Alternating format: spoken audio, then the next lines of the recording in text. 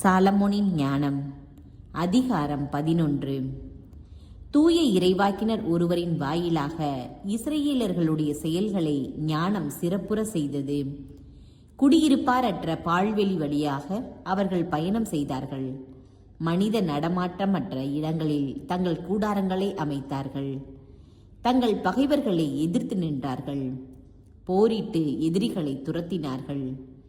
தண்ணீரால் அழிவும் விடுதலையும். இஸ்ரேலர்களுக்கு தாகம் எடுத்தபோது உம்மை மன்றாடினார்கள். உடனே செங்குத்தான பாறைகளில் இருந்து தண்ணீர் வழிந்தோடியது. கடினமான பாறையில் இருந்து அவர்கள் தாகத்தை தணித்து கொண்டார்கள். எவற்றால் பகைவர்கள் தண்டிக்கப்பட்டார்களோ அவற்றாலேயே சிக்கலான நேரங்களில் இஸ்ரேலர் நன்மை அடைந்தார்கள். குழந்தைகளை கொல்ல வேண்டும் என்று எதிரிகள் பிறப்பித்திருந்த ஆணையை கண்டிக்க வற்றாத ஊற்றிலிருந்து ஓடும் ஆற்று நீருக்கு மாறாக குருதியால் கலங்கி மாசுபட்ட நீரை அவர்களுக்கு கொடுத்தீர். இஸ்ரேலருக்கோ எதிர்பாரா வகையில் மிகுதியான தண்ணீர் வழங்கினீர். அவர்களுடைய பகைவரை எவ்வாறு தண்டித்தீர் என்பதை அவ்வேளையில் அவர்களை வாட்டிய தாகத்தால் காட்டினீர்.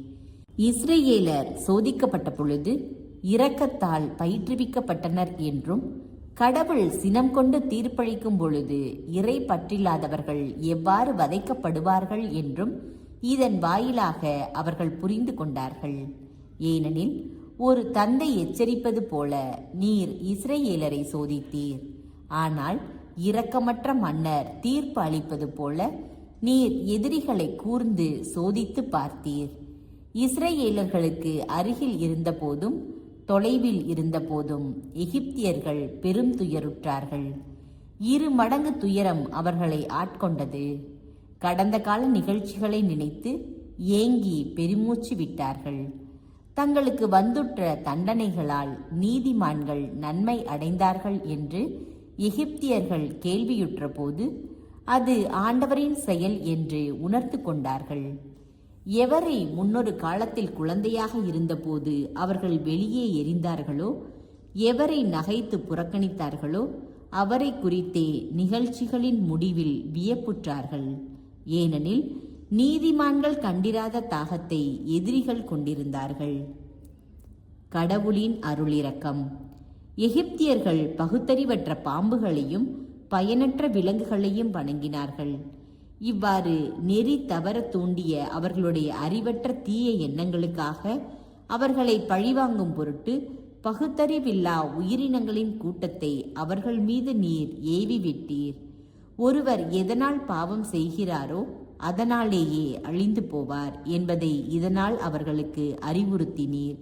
ஏனெனில் உருவமற்ற பருப்பொருளை கொண்டு உலகை படைத்த எல்லாம் வல்ல உமது கைவன்மைக்கு கரடிகளின் கூட்டத்தையோ துணிவுள்ள சிங்கங்களையோ அவர்கள் மீது அனுப்பி வைப்பது முடியாததன்று.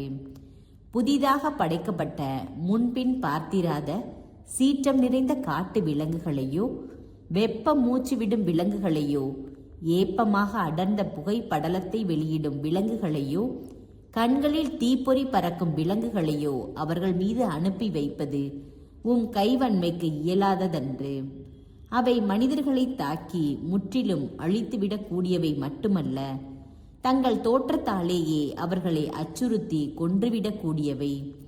இவை இன்றியே மனிதர்கள் ஒரே மூச்சினால் வீழ்த்தப்பட்டிருப்பார்கள். நீதியால் துரத்தப்பட்டு உமது ஆற்றலின் மூச்சினால் சிதறடிக்கப்பட்டிருப்பார்கள். ஆயினும் நீர் அனைத்தையும் அளவோடும் கணக்கோடும் நிறைவோடும் ஏற்பாடு செய்தீர். உமது மாபெரும் ஆற்றலை எப்போது நீர் காட்ட இயலும்? உமது கைவன்மையை எதிர்த்து நிற்க எவரால் இயலும்?